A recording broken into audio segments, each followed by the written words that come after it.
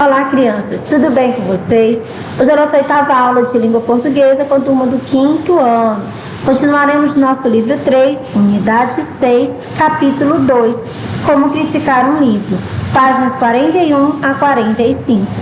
Os itens abordados serão sujeito simples e composto e concordância verbal. As atividades referentes a esta aula são mão na massa, páginas 43 a 45. Também tem uma atividade na página 41 e a ficha de atividades, páginas 25 a 28.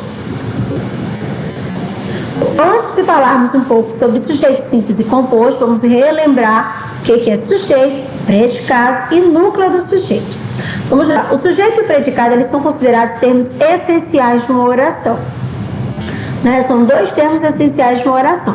O sujeito é aquele que eu vou dizer alguma coisa dele, que ele está fazendo alguma coisa.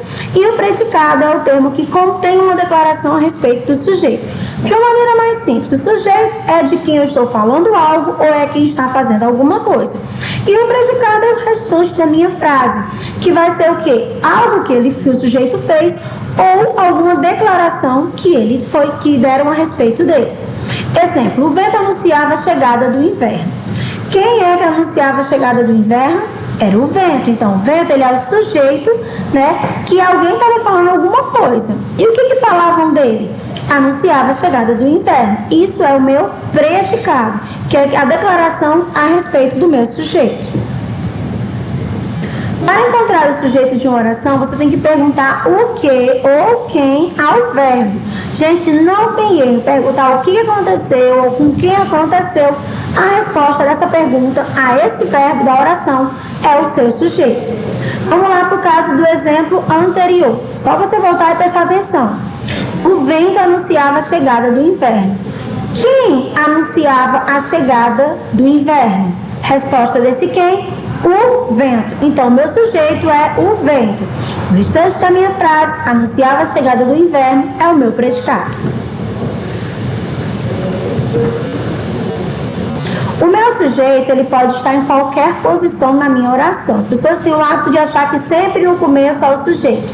Mas o meu sujeito, ele pode estar no começo, no caso de uma ordem direta, como por exemplo, as crianças brincavam despreocupadas, sujeito as crianças e brincavam despreocupadas, predicado. Na ordem inversa, o meu sujeito pode aparecer depois do predicado. Brincava despreocupadas, as crianças. Ou ela pode aparecer no meio da minha oração. Despreocupadas, as crianças brincavam. Então, não pensem que sempre o sujeito vai estar no começo da frase. Vocês podem errar, porque ele pode aparecer no começo, no meio ou no fim. Do sujeito, gente, quem é o núcleo do sujeito? O núcleo do sujeito é a palavra principal, é daquela ali que eu estou falando alguma coisa, tá? Esse núcleo do sujeito, ele pode ser um substantivo ou pode ser um pronome. Lembrando que ele, nesse caso do pronome, ele será um pronome pessoal do caso reto ou um pronome de tratamento. Tá bom? E as palavras que vão acompanhar esse meu sujeito, esse meu núcleo, podem ser adjetivos, artigos, numerais e outros pronomes. Então vamos lá. A mãe natureza pede socorro aos homens. Uma perguntinha. Quem pede socorro aos homens? Resposta: a mãe natureza, que é o meu sujeito. Qual é a palavra mais importante aqui? É mãe ou é natureza? O que vocês acham? É natureza, é a natureza que está pedindo socorro. Então, essa natureza é o meu núcleo do sujeito. Vamos para a próxima. O humilde trabalhador teve seus direitos garantidos. Quem teve seus direitos garantidos? O humilde trabalhador. Ele é o meu sujeito. E o núcleo, a palavra principal, é trabalhador. É importante entender o núcleo do sujeito, gente, por quê? Porque é de acordo com o núcleo do sujeito que nós podemos classificar o nosso sujeito. No meu caso aqui nós temos dois tipos, sujeito simples e sujeito composto, tá bom? Os sujeitos aqui vão ser identificados conforme quantos núcleos possui cada oração. Então vamos lá ver aqui um trecho do livro Felpo Filma. Mas como os coelhos e os passarinhos foram totalmente irresponsáveis e não explicaram coisa alguma? É coisa nenhuma. Vamos responder as questões. Item A. Qual é o sujeito da frase? Quem é que foi totalmente irresponsável? Coelhos, né? Os coelhos e os passarinhos. E o núcleo aqui? Bom, são dois. Coelhos, passarinhos, não é isso? Então vamos lá para a nossa página 41. Se você ficou em dúvida em relação ao núcleo do sujeito, isso acontece porque nessa frase a gente tem um sujeito o quê? Composto. Por que esse sujeito ele é composto? Porque ele tem mais de um núcleo. Então, se tiver somente um núcleo, eu tenho um sujeito simples. Se eu tiver dois ou mais núcleos, eu tenho um sujeito composto. Vamos para alguns exemplos. Felpo, Filva e Amarílis são livros de Erva Funari. Quem é o sujeito aqui? Felpo, Filva e Amarílis. E aí, quem seriam os meus núcleos? Eu tenho dois, que é os dois livros, Felpo, Filva e Amarílis. Então, eu tenho aqui um sujeito composto, porque é formado por dois núcleos. No próximo exemplo, tem o seguinte. A escritora Eva Furnari e a cantora Laura Pausini nasceram na Itália. Quem é o sujeito? A escritora Eva Furnari e a cantora Laura Pausini. E o meu núcleo? Eva Furnari e Laura Pausini. Mas de Lânia, Eva Furnari tem duas palavras. Nome e sobrenome vai contar como um único núcleo. Se eu falo Lânia Gomes, ainda assim é a mesma pessoa. Então, é um núcleo só. Tá? O poeta neurótico, a fã dedicada e as sobrinhas de Charlot são mencionados nos livros. Então, aqui eu tenho como sujeito o poeta neurótico, a fã dedicada e as sobrinhas de Charlot. E os núcleos são poeta, fã, sobrinhas. 3 núcleos. Nesse caso, eu tenho um sujeito composto. Agora nós iremos para a página 45 e nessa página 45 nós iremos falar sobre concordância verbal, certo? Então vamos lá para a nossa concordância verbal. Bom, a gente já viu sobre concordância nominal, né? Que nós tínhamos que concordar os nomes, sujeito não, gente, substantivo, artigo, né? A gente tinha que concordar com o adjetivo, com os numerais, concordar os nomes. E a concordância verbal, que seria isso? Concordar o verbo. Tá bom? Com quem que eu vou concordar esse verbo, Xelone? Com o meu sujeito. Então, o verbo que está dentro do meu predicado, ele tem que concordar com o meu sujeito. Por exemplo, o livro é interessante. Quando eu passo para o plural, os livros, eu vou continuar, os livros é interessantes? Não, o meu verbo ele também vai para o plural. Então, os livros são interessantes. Eu li um livro chato. Nós lemos um livro chato. Olha só, vocês já estudaram os pronomes pessoais do caso reto, foi isso? Primeira, segunda e terceira pessoa. E eles eram divididos em singular e plural. Não era assim? Por que é dividido em singular e plural? Justamente para isso. No singular você vai usar um e tem que ter o plural correspondente dele. Por exemplo, quem é a primeira pessoa do singular? Eu. Se eu passo para o plural, quem é a primeira pessoa do plural? Nós. Então, se eu tenho eu no singular, no plural, nós. E quando eu uso tu, que é a segunda pessoa do singular, no meu plural, eu vou usar o vós, que é a minha segunda pessoa do plural.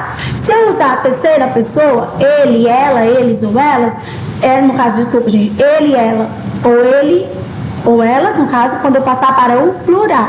Então, no singular, na minha terceira pessoa, eu tenho ele, ela. E no plural, eles ou elas. Então, é isso que tem que concordar. Na hora que o meu sujeito vai para o plural, o meu verbo tem que ir junto. Tá? Então, se é o livro é ele. Os livros, eles. Tá bom? E é aí onde eu tenho que concordar esse meu verbo. Se eu coloco eu no plural, nós. Se eu coloco ele no plural, eles. Tu, vós. Tá bom? Então vamos lá. E quando o sujeito é composto, como é que acontece a concordância? Para responder a essa pergunta, a gente vai analisar um pequeno trecho do livro Felpo Filva e tentar descobrir a resposta. A bruxa e os príncipes mudaram para longe. Olha só aqui, gente, a gente vai descobrir através da perguntinha, né? A bruxa e o príncipe mudaram para longe, para uma terra distante, bem mais bonita que aquela, e compraram um castelo antigo, lindo, que ficava no alto de uma montanha. Qual a conclusão que vocês chegaram a analisar o exemplo? Olha só, a bruxa e o príncipe. A bruxa e o príncipe é ele ou eles, ou ela ou elas. A bruxa e o príncipe são duas pessoas, então são eles dois. Não é isso? Então a gente percebe que o verbo ele tem que estar no plural. Por mais que a minha palavra bruxa esteja no singular e a minha palavra príncipe esteja no singular, quando eu junto bruxa e príncipe, eu tenho eles. Então por isso o meu verbo ele vai ficar no plural, certo? Quando o sujeito é composto com dois ou mais núcleos, o verbo deve ser apresentado sempre no plural, tá bom? Por quê? Porque eu tenho mais de um núcleo. Então, quando eu somar todos os meus núcleos, olhar todos, eu tenho eles. Então, por isso, eu vou com o meu verbo no plural.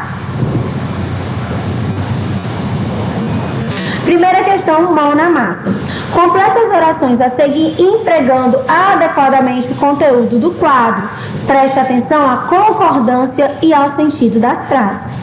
Eu, meus primos e meus tios, as ilustrações e os textos de Eva Furnari, a bibliotecária, meu irmão e eu. Item A. A bibliotecária indicou 2 livros para mim. B. Meu irmão e eu temos alguns livros de Eva Furnari. C. Meus primos e meus tios sempre assistem a vídeos de críticas de livros. D. Eu prefiro livros com histórias curtas. As ilustrações e os textos de Eva Furnari já receberam muitos prêmios. Segunda questão. Identifique o núcleo do sujeito das orações da atividade 1. Em seguida, a gente vai escrever aqui. Então, vamos lá. O núcleo do item A, bibliotecária. Item B, irmão, eu. Gente, muito cuidado com o detalhe. Quando você vai colocar mais de um, você não pode colocar irmão e eu. Porque esse E, ele pode estar lá dentro do sujeito e vai ficar aqui como se ele tivesse um núcleo. Então, se tiver 2 núcleos, bota o primeiro, coloca o primeiro, vírgula, escreve o segundo. Tem 3, Tia Elane. Primeiro, vírgula, segundo, vírgula, terceiro, vírgula. Nada de colocar E, porque o E, ele pode ficar subentendido que ele estava dentro, e aí você está colocando outra palavra do sujeito que não é núcleo. Item C, primos, vírgula, tios. D, eu. E, ilustrações, vírgula, textos. Terceira questão. Encontre no caça-palavras os verbos que completam as orações a seguir. Então, vamos lá para ver como é que ficaram essas frases. Item A. Meu pai e minha mãe emprestaram alguns livros na biblioteca para mim. Item B. Você e eu sabemos. Tá vendo aqui? Olha só, gente. Você e eu, nós sabemos muito bem que tipo de história a professora prefere. Item C. A biblioteca da escola, ou seja, ela precisa de mais livros de literatura. Item D. Todos os livros daquela estante foram restaurados, ou seja, eles foram restaurados. A etiqueta amarela e a etiqueta verde indicam os livros para as crianças pequenas. E F, antes as revistas de gibis estavam organizados por data, agora estão organizados por tema. E aqui na página 44 a gente também tem como é que estão essas palavras. A gente vê que tem palavras aí na horizontal, na vertical e até na diagonal.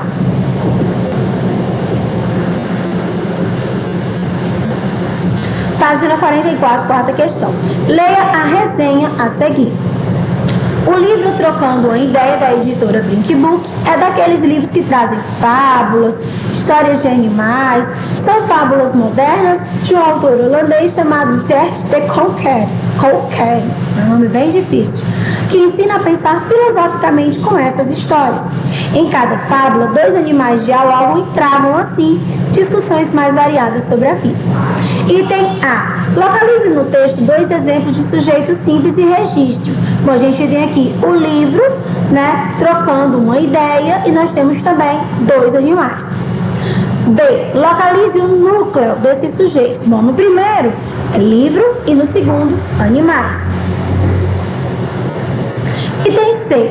Há sujeitos compostos no texto? Por que o verbo concorda com dois animais estar no plural? Bom, não tem sujeito composto. Mas por que esse verbo está concordando como se estivesse no plural? Primeira coisa, o sujeito está no plural. Ele não é composto, mas ele está no plural porque ele corresponde a eles. Então ele está no plural. Então por isso o meu verbo também estará no plural. Item D. Está correta a concordância verbal na frase.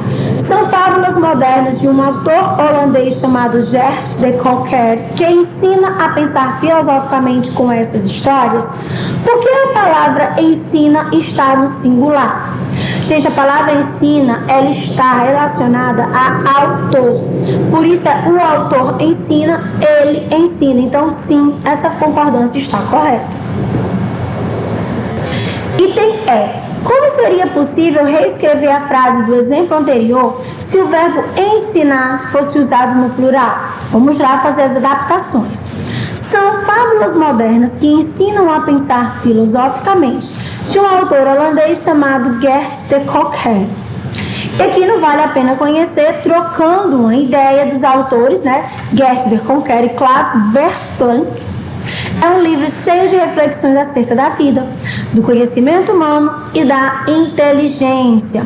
Nele, dois animais conversam de forma muito divertida e humorada.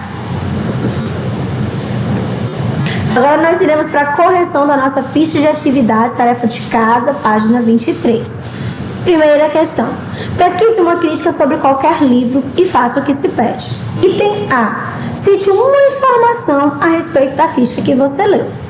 B. Cite uma opinião presente na crítica que você leu. Gente, informação é diferente de opinião. A informação é quando eu informo alguma coisa, mas eu não opino, não tenho intenção de mencionar a minha opinião e também não tenho intenção de influenciar na decisão de ninguém. Eu simplesmente informo. Já na opinião, aí sim, eu quero passar o que eu penso a respeito daquele assunto e com isso fazer com que as pessoas também possam mudar de opinião. Segunda questão. Agora escolha um livro que você já leu e escreva a respeito deles. Item A. No caso, primeiro você vai colocar o nome do livro, depois as informações, depois a opinião que vocês têm desse livro, tá bom?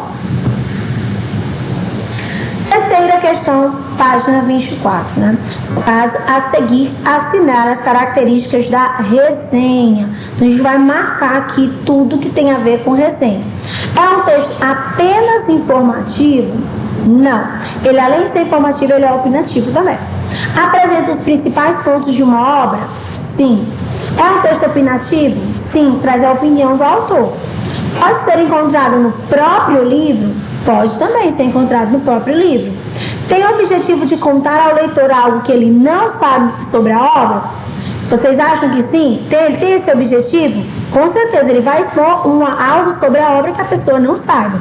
Pode ser encontrada em blogs ou vlogs na internet? Também. Não tem o compromisso de trazer detalhes sobre a obra? Falso, ele traz detalhes sobre a obra. Geralmente traz informações sobre o autor e as obras anteriores escritas por ele? Também traz, gente. E podem sim ser encontradas também em jornais ou revistas. Bom, gente, vou ficando por aqui. Espero que vocês tenham entendido todo o nosso conteúdo. Espero que vocês estejam gostando das nossas aulas. Continuem estudando e se dedicando. E até a próxima, pessoal. Tchau!